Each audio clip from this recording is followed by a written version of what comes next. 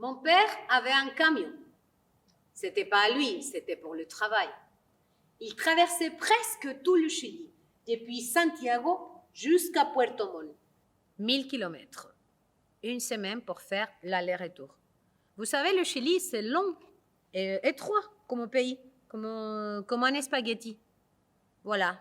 Moi, j'avais 15 ans et j'accompagnais mon père pendant les vacances, surtout les vacances d'hiver. Alors, pendant le voyage, mon père me racontait des histoires, on chantait des chansons, on se racontait notre vie. Et on passait de grands moments en silence, juste à regarder les paysages. Et un jour, mon père m'a raconté l'histoire du vieux, El Viejo, le plus vieux des chauffeurs routiers du Chili. El Viejo, il avait peur de rien. Pas peur de la mariée du désert, la novia del desierto. Chez moi, on dit qu'au nord, dans le désert d'Atacama, il y a un endroit où tous les camions, ils tombent, ou presque, presque, pas tous. Ils tombent dans le vide. Là-bas, ils disent qu'il y a une mariée qui est morte, et du coup, sa voile, comme ça, son voile, il sort, il se met devant les camions, et les camions, ils ne voient plus rien. Alors, le vieux, il n'avait pas peur de ça. Mais non, El Viejo, jamais. Il avait peur de rien, il n'avait même pas peur de la mort.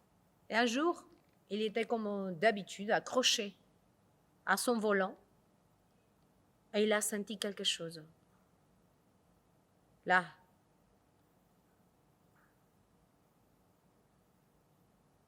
Il l'a senti comme si quelqu'un venait s'asseoir à côté de lui. Il a senti du froid dans le dos.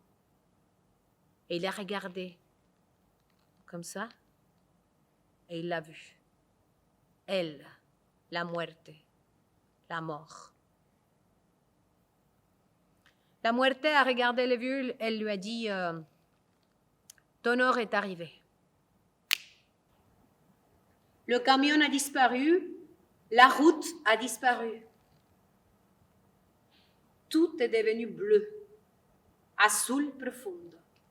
Et l'azul profundo, c'est ce moment quand les jours, ils commencent à disparaître et la nuit arrive. Et à ce moment-là, il y a l'azul profundo. C'est là qu'on meurt. Alors, le vieux, il a vu ça et c'était pas comme on lui avait raconté, qu'il y a toutes les personnes que tu as aimées qui viennent, qui t'appellent, qui essayent de te tirer avec ses bras. Non, pas du tout. Qu'il y a un tunnel obscur et qu'au fond, il y a la lumière. Ben non. Alors, il était là, assise, en face de la mort. Et pour la première fois de sa vie, il était copilote. Ben oui. Quelqu'un l'a mené. Il se laissait aller, il se laissait porter. Alors il a regardé la nuit, il a mis sa main dans l'eau, il a imaginé le paysage derrière la nuit obscure. Et il s'est senti comme dans la cabine de son camion, à l'aise, tranquille, comme un passager. Alors il a fait ce qu'il faisait d'habitude dans son camion. Et il s'est mis à chanter. El amor de mi vida ha sido tú. Mi mundo era ciego hasta encontrar tu luz. Donde estés, entre lágrimas y risas, y darme tendrás prisa y no podrás. Con quien estés.